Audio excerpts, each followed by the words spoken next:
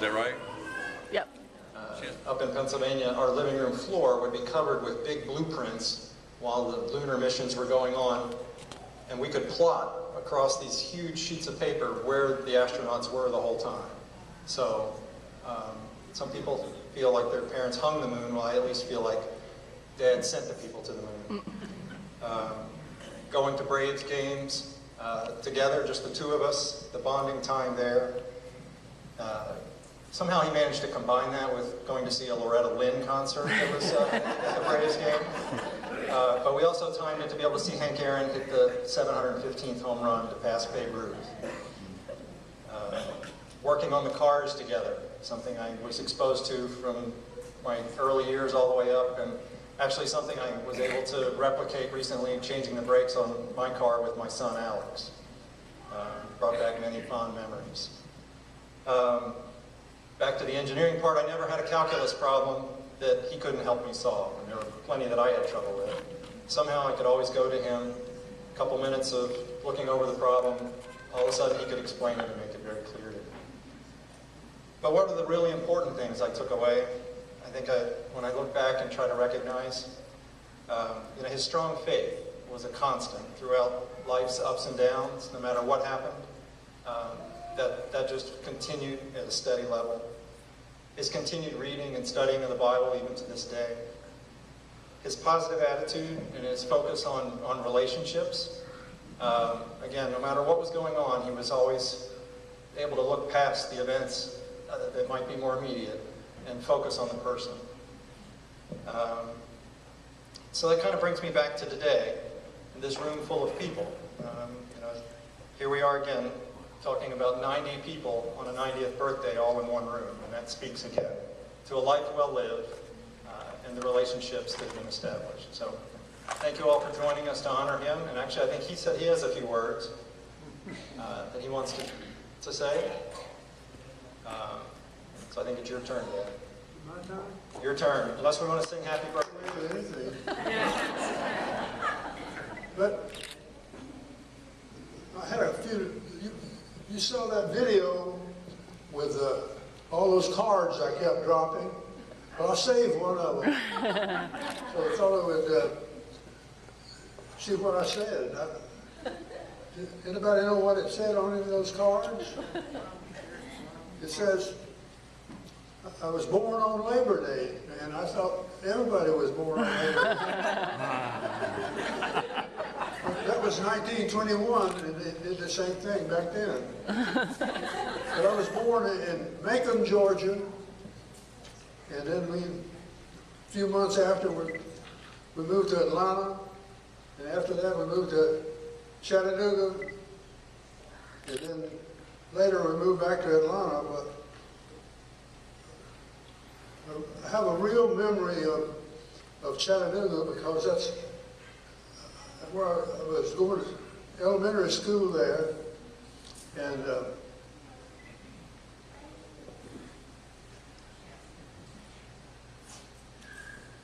can't read my own writing. Do you want me to help you? I was in the 3rd grade there, and they said, he's too smart to go in and stay in the 3rd grade, so we'll move him up a half a grade. And that put me into the 4th grade. But the time I got to, then we moved to Atlanta, and they put me back. And then I finally got it straightened out. I finished the 4th grade in Atlanta at John B. Gordon Elementary School. But there was one thing, these things are not in the right order. Next time anybody makes a card out, be sure it's in the right order. But that was 1921, I was born, and in 1925, my brother Herb was born. Does everybody know Herb? Yeah. Stand up.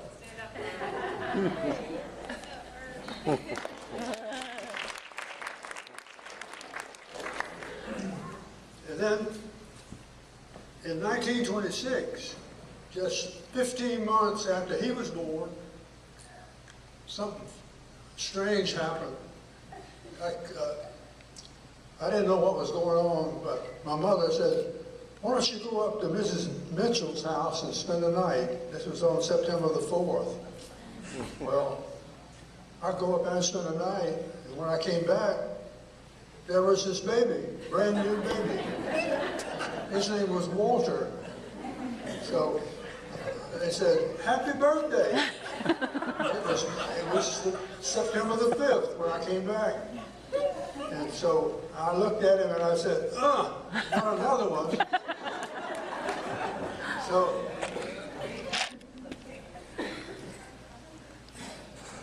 So I finished, get back to Atlanta again.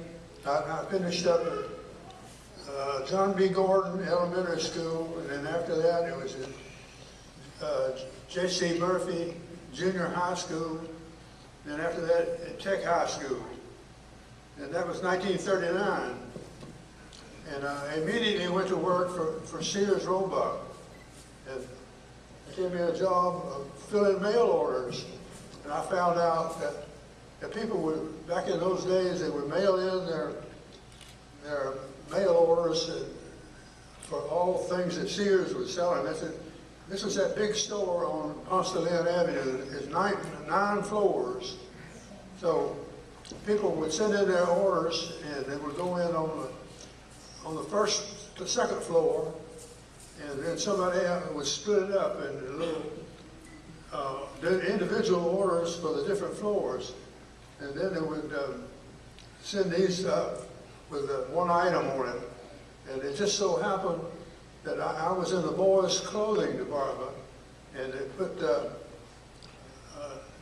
they would bring it. So all of my orders they had at that time was filling boys' clothing. And they would send up all these little orders that had been broken out of the big orders. And I'd grab a pair of boys' pants or shirt or something and put that tissue paper around it with the order on it, and put the catalog number, and then wrap a string around it, and I'd take it to a chute, and it would go round and round and round from the 9th floor down to the basement. And then someone else would take all that stuff and look at the numbers on that little tissue paper and find out what the number was, and they put it all together and then mail them off to the people who had put in the order. But that was something happened on December the 7th, 1941. And refer back to it, Pearl Harbor Day. Well, in the meantime, I had been in high school and I had taken technical training in electronics.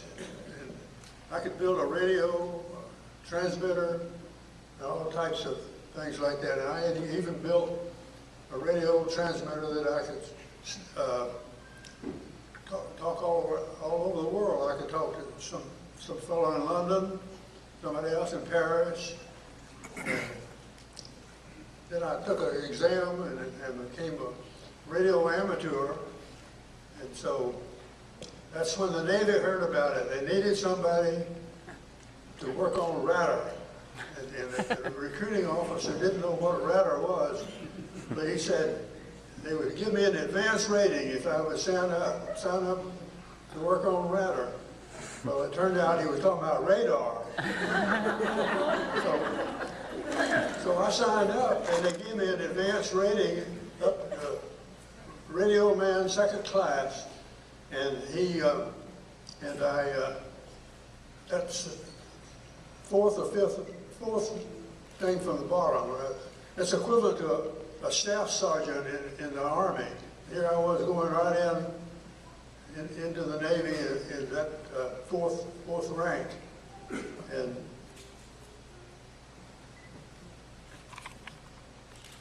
so I went in the Navy. I went aboard a troop ship, and they had on that ship we had made troops landing in different parts of the world, I went on 9 invasions, counting the ones in the Pacific Islands, and then we went over to Europe, and we made a landing in Sicily, and then back to the Pacific again.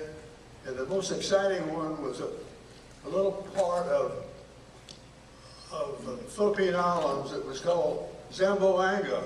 Don't ask me how to spell it, but it starts with a Z. And it's the southern tip of the island of Mindanao, and the tip end of the Philippines.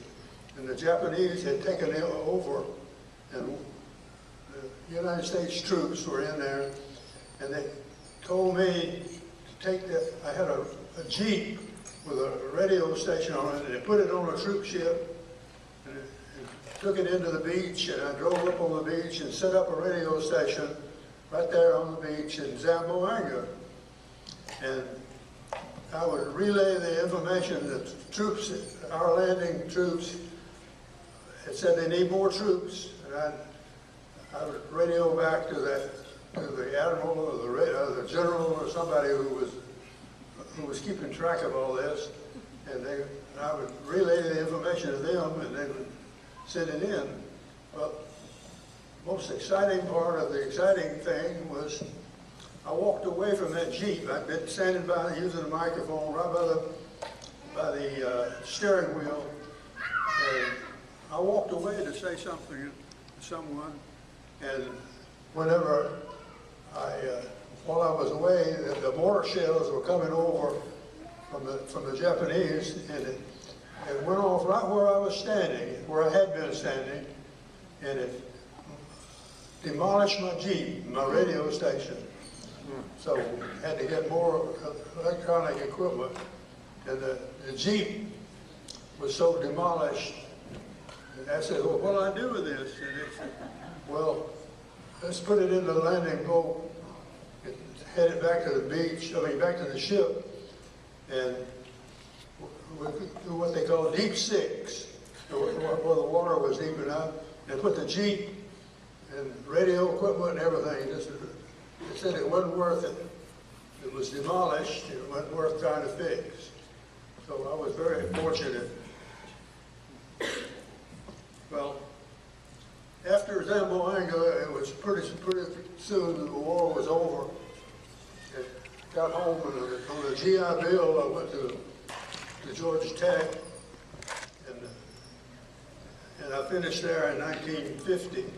But in the meantime, before I started into schooling, I met Juanita Barfield, who was married, and we had a very happy marriage, and it was with her help I was able to finish at Georgia Tech. So we were married.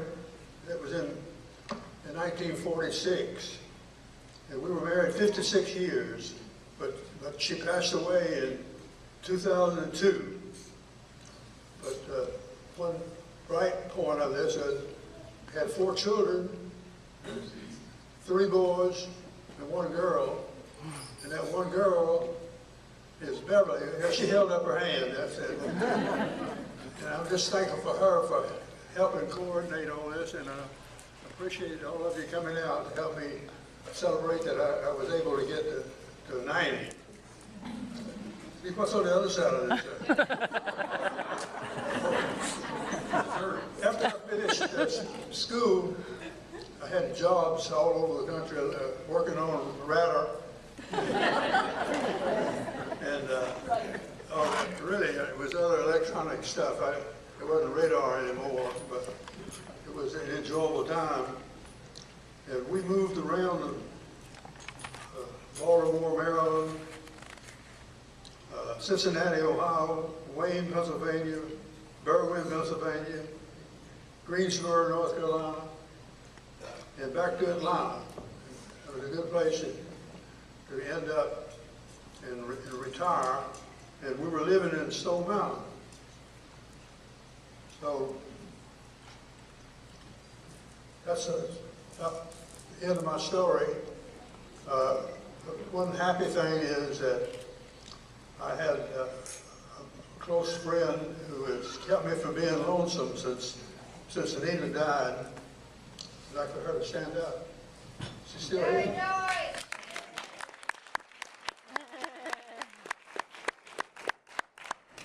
So I want to thank everybody for being here to help me celebrate my 90th birthday.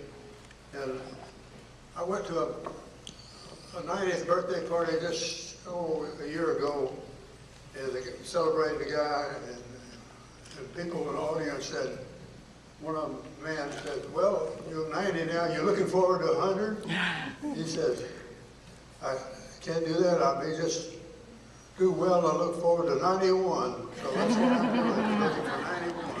That's all. Yay.